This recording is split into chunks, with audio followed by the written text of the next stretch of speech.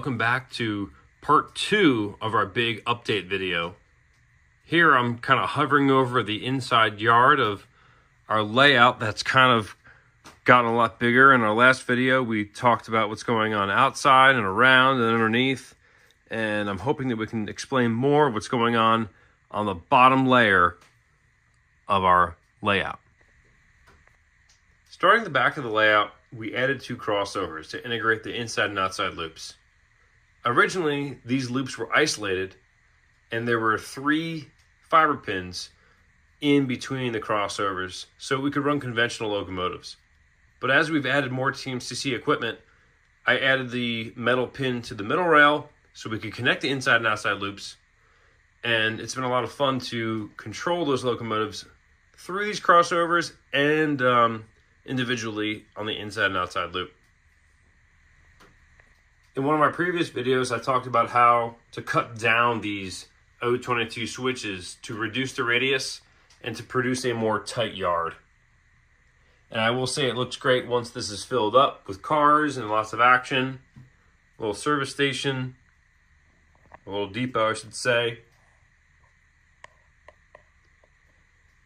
And this just looks great, especially considering it's post-war equipment.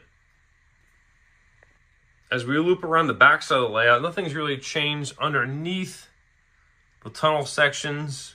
It's all the same dog bone as we emerge out of the tunnel and come across the lift out section. However, these sections of track are now able to lift out because certain areas were a little bit harder to reach in the back of the layout. And we're going to come back to talk about this lift out section. But as we continue around, it's the same dog bone that connects back. There is a crossover here, which kind of goes into our engine yard. One, we have our little engine terminal right now. That's just a caboose and a bunk car. But there's going to be an expanded station that integrates into our Rico, and there will be more switches added that integrate into our engine yard. I do like a lot of track work. I will say when I made this track plan, there wasn't a lot of room left for scenery. And that's just kind of how I like it. People say, oh, is this track work too busy? And some people like a lot of scenery. Some people don't. I like a lot of track work. I like to see the cars. I like to see the engine staged up. This layout's only 12 by 5, and it's nice to see that. The lift out section has been kind of an interesting project. The outer loop has 054 curves from Menards, and the inside loop has 072 original Lionel. The original Lionel has more ties, and the Menards has less ties, which kind of was interesting as I was trying to figure out how and where to cut the track. I did have to add a tie to the Menards track, but it was cheap enough that you could just steal a tie off of old other Menards track.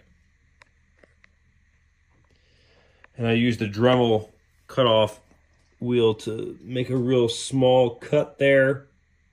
Someone did suggest to, instead of cutting the track exactly 90 degrees, to make it at a slight angle so that when you lifted the section out, it didn't bind. And it's been easy enough to get that out.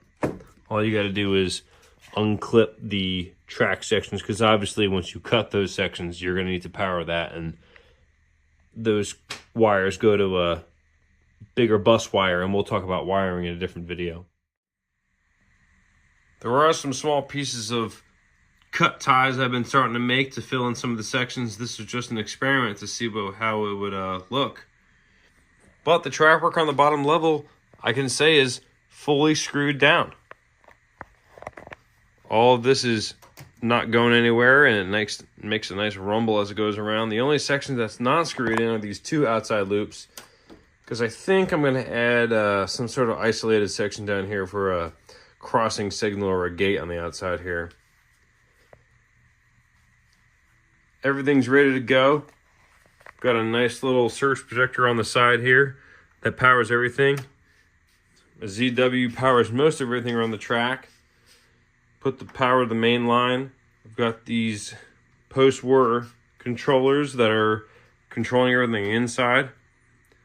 I've got some other things that are going to be powered via the voltage plugs and the switches. That's off of a different side of the ZW, but eventually that'll happen.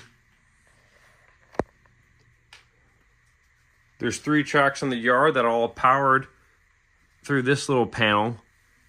And it's nice to be able to isolate these tracks so I can keep a smoking caboose or an engine so it's not drawing too much power. But having the bumpers on the back of the layout are easy because once these switches are thrown, I know where the power is. I've also got this engine track isolated with a tiny little hidden switch over here. And right now it's powered with a Marks searchlight tower, but as you can see, the lights come on that track, and it's nice to be able to have that. The only section that's not completed on the bottom level is the engine terminal or passenger station. Off this 072 switch, we've got 2 branches, but eventually I want to add another switch right here and cut that switch down so it can go through where the lights are, and then add another switch right here and cut it down so it can go where that U30C is. And we'll have 4 tracks isolated just like we have with the yard with switches, but it'll be nice and tight, and maybe add some sort of bigger covering or service terminal over on this side. So that wraps up this big update video. If you've enjoyed it, please like and subscribe. I have a few YouTube shorts that I've been uploading that have been either from this layout or from the club layout that I recently joined. It's been a whole lot of fun being able to be with those guys and the wealth of information that they are, and running engines and just talking trains. And I hope to provide more if you guys want it. So just let me know. Like, subscribe, and thank you for watching Big Bear's Projects.